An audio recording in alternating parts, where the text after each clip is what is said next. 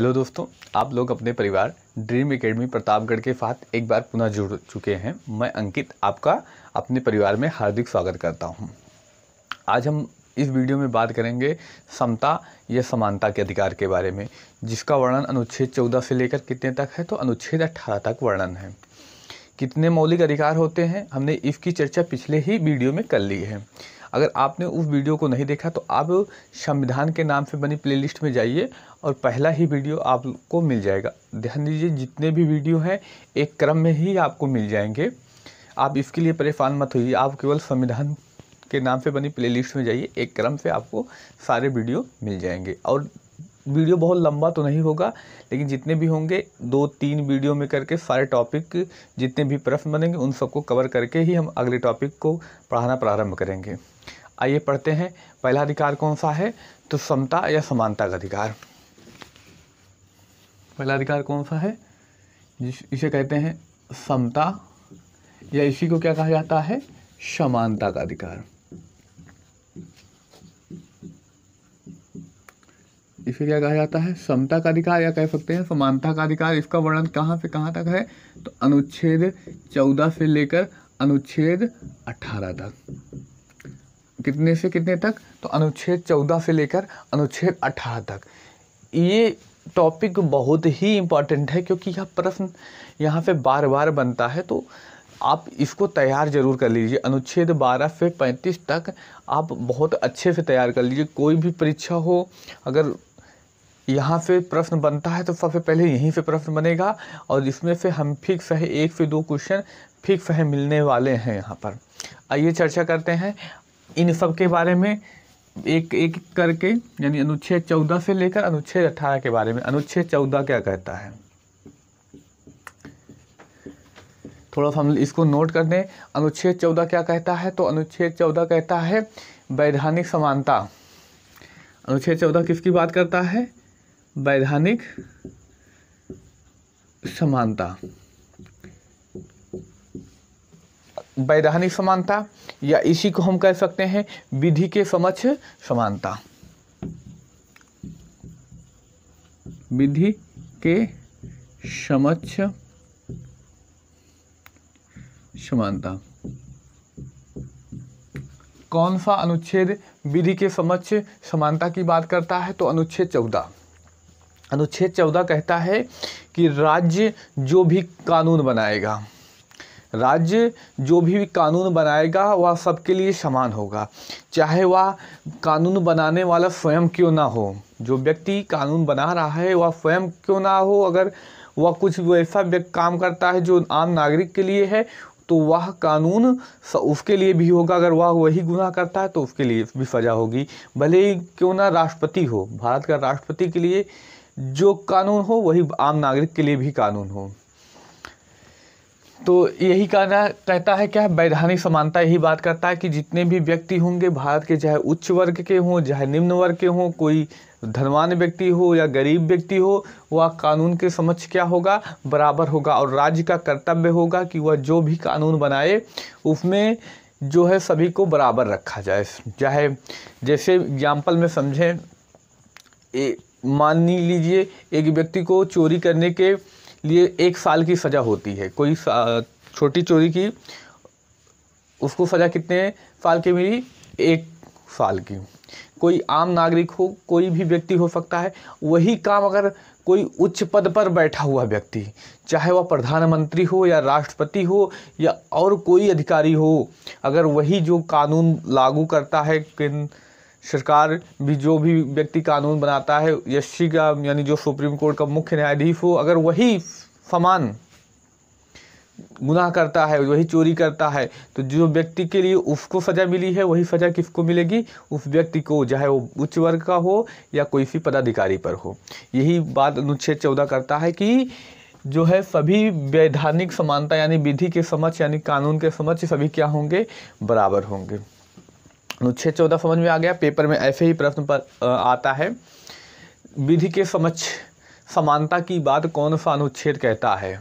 ऐसा प्रश्न पूछ लिया जाएगा अनुच्छेद 14 में किसका वर्णन है, कई सारे विकल्प रहेंगे, उनमें से एक ए भी रहेगा। वैधानिक समानता या विधि के समक्ष समानता की बात कौन सा अनुच्छेद करता है, तो अनुच्छेद 14। याद रखिएगा अनुच्छेद 14 क्या कहता है कि सभी व्यक्ति कानून के समक्ष इक्वल होंगे, सभी के लिए समान कानून होगा।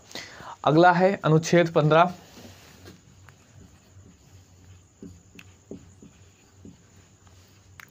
अनुच्छेद 15 क्या कहता है, किसी भी व्यक्ति के साथ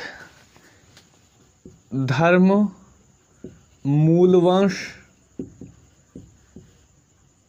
क्या है, धर्म, मूलवंश, जाति, लिंग और जन्म स्थान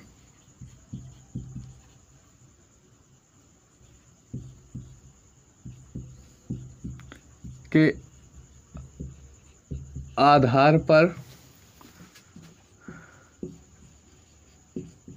भेदभाव निषेध।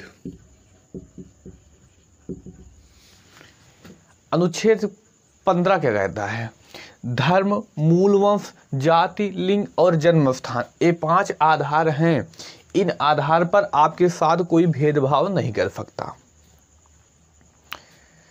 अब इन आधार पर नहीं कर सकता और किसी आधार पर कर भी सकता, ऐसा नहीं कि जितने भी राज्य के द्वारा पालित शिक्षण संस्थान होंगे उनमें इन आधार पर कौन कौन, धर्म, मूलवंश, जाति, लिंग और जन्म स्थान के आधार पर भेदभाव नहीं होगा। जैसे मान लीजिए आप किसी शिक्षण संस्थान में हैं, किसी जॉब के लिए दिए इंटरव्यू या कुछ भी नौकरी के लिए अप्लाई किए, आपके साथ इन आधार पर भेदभाव नहीं होगा, धर्म की, मूलवंश, जाति और लिंग और जन्म स्थान के आधार पर। ये 5 आधार ऐसे हैं जिन आधार पर आपके साथ भेदभाव नहीं किया जा सकता, लेकिन इसके अलावा किसी आधार पर किया जा सकता है। जैसे आप आर्मी के लिए अप्लाई करते हैं तो उसमें हाइट कितनी है, 170 है, 170 सेंटीमीटर, 170 सेंटीमीटर, तो आप उससे कम हाइट के हैं, मान लीजिए आपकी हाइट 165 सेंटीमीटर है, तो आपको इस आधार पर भेदभाव करके निकाला जा सकता है। ध्यान दीजिएगा, इस आधार पर नहीं निकाला जा सकता। जितने आधार दिए गए हैं, कौन कौन, धर्म, मूलवंश, जाति, लिंग और जन्म स्थान, इस आधार पे नहीं निकाल सकता। आप भारत के किसी भी क्षेत्र से हो, किसी भी धर्म से हो, किसी भी जात से हो, आप किसी भी वंश से हो, आपको इस आधार पर भेदभाव करके नहीं निकाला जा सकता। लेकिन उसके लिए कुछ और योग्यताएं हो सकती हैं जिसके आधार पर आपको निकाला जा सकता है। पतला गया, सीना मांगते हैं 85 सेंटीमीटर, आपको सीना ही नहीं है, या एक 70 सेंटीमीटर हाइट मांगते हैं, उसमें हाइट ही नहीं है। आप पुलिस के लिए तैयारी कर रहे हैं, पुलिस की ही बात कर लें, आपकी हाइट जितनी मांगी जाए उतनी हाइट नहीं है, या योग्यता मांगी जाए भाई इतना नंबर आएगा तभी आपको सिलेक्शन मिला जाएगा, आपका नंबर ही उससे कम है। इन सब आधारों पर आपके साथ भेदभाव किया जा सकता है, लेकिन इन आधारों पर भेदभाव नहीं किया जा सकता। किसी भी योग्यता के लिए आप किसी भी सरकारी या गैर सरकारी जो है उन आधार पर भेदभाव नहीं कर सकते। अगला क्या कहता है, अनुच्छेद 15 हमने चर्चा कर ली। अनुच्छेद 16 क्या कहता है,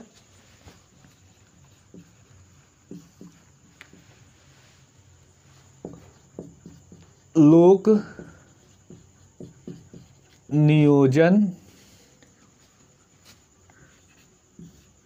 के विषयों पर अवसर की समानता। जितने भी लोक नियोजन विषय होंगे, लोक नियोजन विषय यानी जो सरकारी काम होंगे, जो भी हो, जैसे कोई जॉब हो या कुछ भी हो, उनमें सबको अवसर की समानता दी जाएगी। परंतु इसमें अपवाद है। देखिए आरक्षण दिया गया है, SC ST OBC, अब तो जनरल को भी कुछ ना 10% क्या कर दिया गया है, आरक्षण दे दिया गया है। तो यही कह रहा है लोक नियोजन के विषयों पर अवसर की समानता, यानी लोक नियोजन संबंधी जितने भी विषय होंगे सभी को समान अवसर दिया जाएगा। ध्यान दीजिएगा थोड़ा सा, ये दोनों अनुच्छेद केवल भारतीयों को प्राप्त हैं, यानी भारत के नागरिकों को प्राप्त हैं, या कह दिया जाए नागरिकों को प्राप्त है। नागरिक कौन होंगे, जो भारत के हैं, यानी भारतीयों को या कहते हैं भारतीयों को ही प्राप्त है। कौन कौन से, नोट कर लें, अनुच्छेद 15, अनुच्छेद 16, और कौन सा? अनुच्छेद 19, अनुच्छेद 19, अनुच्छेद 29, अनुच्छेद 30। ये 5 अनुच्छेद ऐसे हैं जो केवल भारतीयों को प्राप्त हैं। किसको प्राप्त हैं? केवल भारतीयों को। कभी कभी प्रश्न ऐसे भी आ जाता है, निम्नलिखित में से कौन सा अनुच्छेद भिन्न है? 3 अनुच्छेद इनमें से कोई दे देगा, एक अन्य दे देगा, तो आपको पता होना चाहिए किस आधार पर भिन्न रखा गया। केवल ये इतने अनुच्छेद जो हैं भारतीयों को ही प्राप्त हैं, और इसके अलावा जितने भी बचते हैं, आप जितने भी पढ़ेंगे वो सब किसको? भारतीयों को ही, और जो विदेशी होंगे जो भारत में आएंगे घूमने, उनको भी, जो थोड़े टाइम के लिए भी आएंगे, किसी वजह से आए, जो नागरिक ना हो, उनको भी प्राप्त है। यानी अनुच्छेद 16 क्या कहता है? लोक नियोजन के विषयों में ऑफर की समानता, यानी जितने भी सरकारी कामकाज जो भी होंगे उनमें सबको समान ऑफर दिया जाएगा, परंतु योग्यता योग्य होंगे जो उन्हीं को योग्यता प्रदर्शित करने के लिए मौका दिया जाएगा। अगला अनुच्छेद 17 क्या कहता है? अस्पृश्यता यानी छुआछूत का अंत। अस्पृश्यता यानी क्या कहते हैं? छुआछूत। जो छुआछूत है या क्या है? या एक बेहद ही संवेदनशील मुद्दा है था जो भारतीय, इसका सर्वाधिक शिकार एक निम्न वर्ग हुआ करता था। इसका सर्वाधिक शिकार तो निम्न वर्ग ही था। इसके एग्जाम्पल के रूप में आप स्वयं संविधान निर्माता, जिसको संविधान निर्माता कहा जाता है, डॉक्टर भीमराव अंबेडकर का ही ले सकते हैं। वो निम्न वर्ग के थे, यानी एकदम निचली जात से थे। इनको छुआछूत यानी इतना छुआछूत का मानना था, क्योंकि देखो इनको क्लास में बैठने नहीं दिया जाता था। क्यों? क्योंकि जो क्लास में था, क्लास में उच्च वर्ग को ही पढ़ने का अधिकार था। ये निम्न वर्ग थे, लेकिन इनकी पढ़ने की बहुत ही इच्छा थी। इनको ये बाहर बैठकर पढ़ते थे। एक बार मास्टर साहब ने कह दिया कि भाई आइए आप बोर्ड पर जो है सवाल बताइए, सवाल समझाइए कैसे आपने सवाल किया। तो सारे बच्चे इतने छुआछूत के मानते थे कि सारे बच्चे बाहर चले गए। उन्होंने यह बोला, कारण पूछने पर मास्टर के यह बताया कि यह नीच जाति का बच्चा है, जिसने छूने से हम लोग का धर्म भ्रष्ट हो गया। तो यह भी एक बेहद संवेदनशील मुद्दा था कि छुआछूत को भी अंत किया जाए। यानी अब जो है छुआछूत को कानून में रखा गया, यानी इसके खिलाफ कार्रवाई की जाएगी। किस अनुच्छेद के तहत? तो अनुच्छेद 17। अनुच्छेद 17 क्या कहता है? छुआछूत का अंत कर दिया जाएगा। अनुच्छेद 18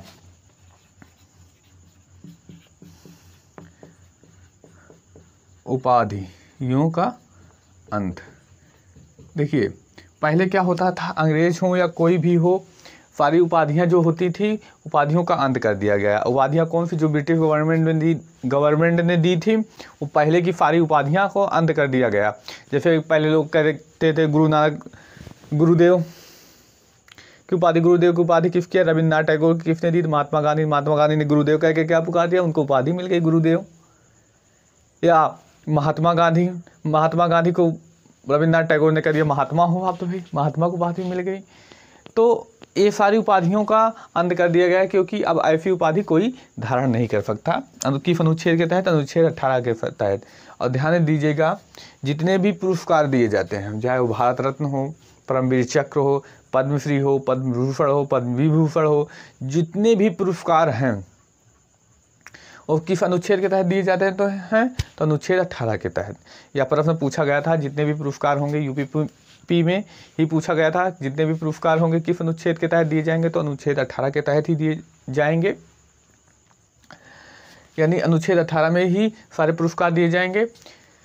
और याद रखिएगा, प्रश्न ऐसे भी बन सकता है कि यदि कोई अन्य देश भारत के किसी व्यक्ति या नागरिक को पुरस्कार देना चाहता है तो कैसे वो लेगा? तो किसकी परमिशन लेनी पड़ेगी? अगर किसी भी व्यक्ति को अन्य देश के साथ कोई पुरस्कार लेना है तो कैसे मिलेगा? तो सबसे पहले राष्ट्रपति से अनुमति लेनी पड़ेगी, तभी मिलेगा। हमने चर्चा कर ली पहले अधिकार कौन से? समता और समता या कह सकते हैं समानता के अधिकार के बारे में, जिसका वर्णन अनुच्छेद 14 से लेकर अनुच्छेद 18 तक था। अब इसके बाद हम अगले मूल अधिकार की चर्चा अगले वीडियो में करेंगे। मिलते हैं नेक्स्ट क्लास में। धन्यवाद।